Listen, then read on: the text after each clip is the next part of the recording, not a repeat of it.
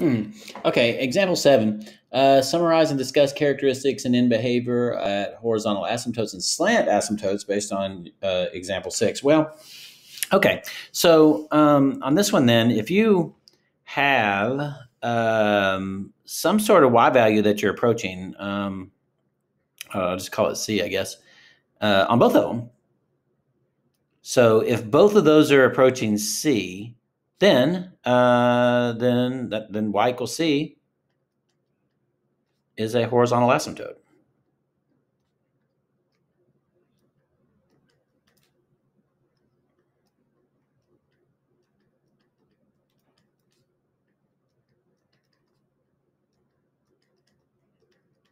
I don't know if there's any much more to say to that. But on a slant asymptote,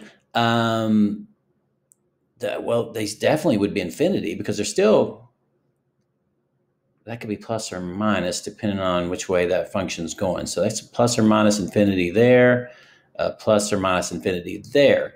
That would be the answer as far as the limit goes. But if the degree of the numerator is one more, all right, let's do this.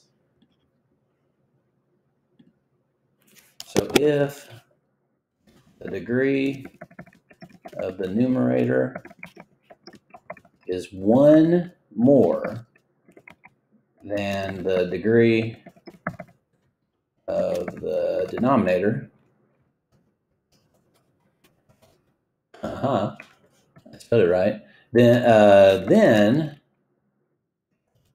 you can divide using long division or long division or synthetic. So I'll say long or synthetic.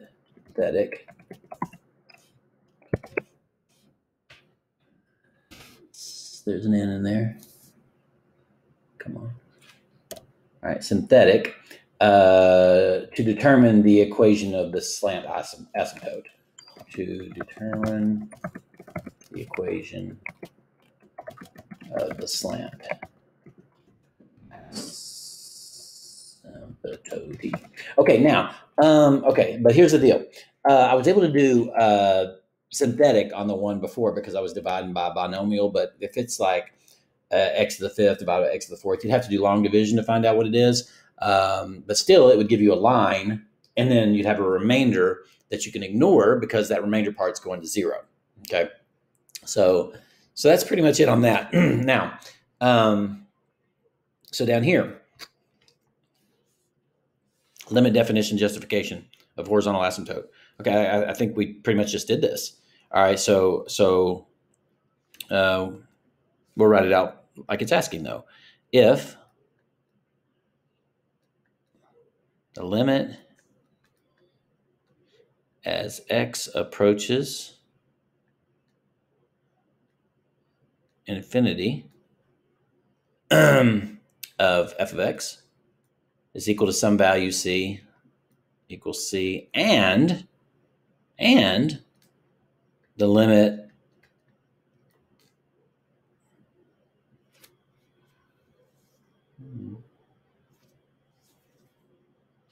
I don't think that's an and. I think that's an or.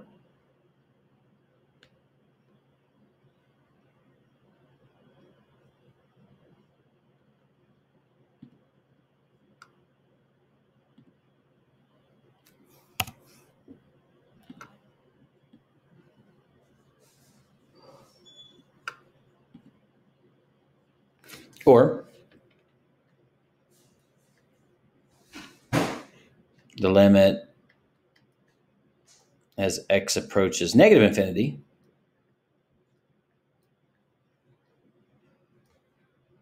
of f of x is equal to c. Then y equals c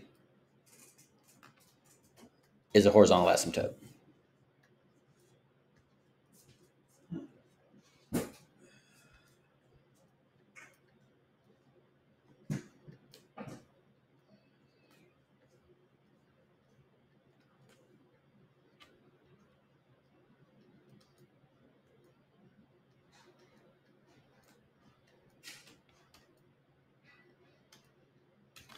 Yay. Okay. I'm just curious. I want to see if Gene said the same thing on that. Oops. Did I just stop sharing? There we go. Or. Choose B. Yeah. Okay. That's cool. That's right. Of that function f of x. I didn't say that. Okay. Now, all right. So let's go back. On this one, this is a challenge problem, example 8. Okay. So I noticed that she does the dividing thing, but I want to go back to what I mentioned earlier. I think it's going to make it easier for everyone if we just think of this as just deal with the highest powers. But you're like, what? Okay. First of all right. Let me say something. All right.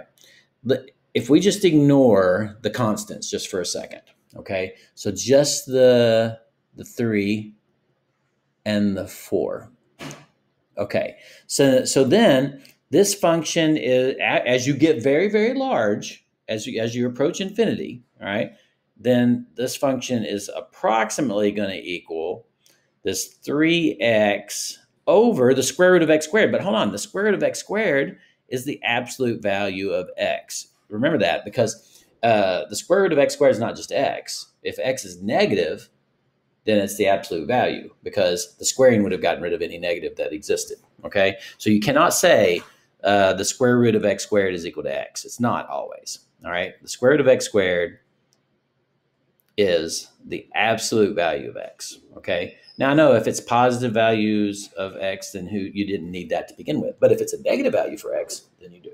Okay, now so notice I've said this. Okay, so now if I think about this, and I think of it as for very, very large. I mean, I ignored these because as x gets very, very large, they become insignificant. All right. So if I think then the limit as x approaches infinity of this g of x then, and I'm not doing the little dividing technique because I thought it got a little confusing. Okay. So as I do this, then we're talking about this situation right here. But as if x is a positive value, then these x's are just going to cancel out, and I'm heading to 3. Holy smokes, you can see it on the graph. Oh, right here, 3. Okay, now let's head backwards then. So the limit as x approaches negative infinity. Now, once again, because I just kind of ignored all the constants and stuff, because after a while they're not going to matter. Then up top I've got a negative value as I approach negative infinity, but the bottom is still positive. All right, so when I divide x divided by the absolute value of x when x is negative, then that's -1. Now, if it's a positive value, then those two divided are equal to +1.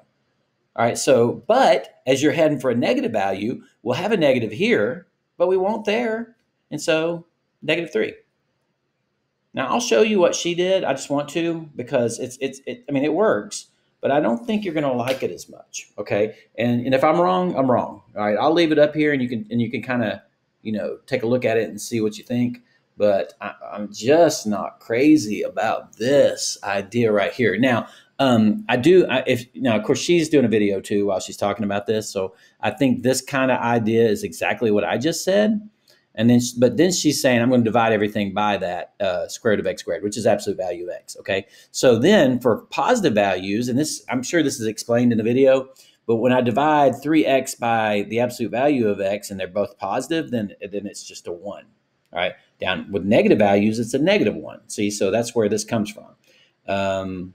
Oh, she does say it right here. Okay, right here. It's kind of like an afterthought, it looks like, doesn't it? 3x divided by the absolute value x when x is -3, because the top is negative, the bottom's not. Okay, so that's the same thing I said.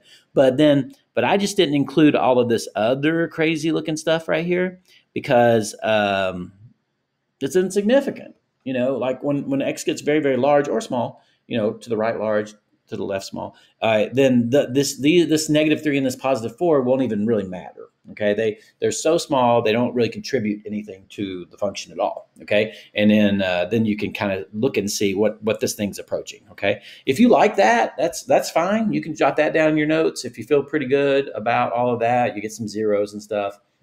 I mean, it works, but for my money, This was a lot quicker, just kind of ignoring these smaller things to begin with, and just deal with this. But I'd get rid of the 3x because realizing that the square root of x squared was kind of give me a form of x that I could use. Okay, so I didn't ignore 3x in this case because of the square root.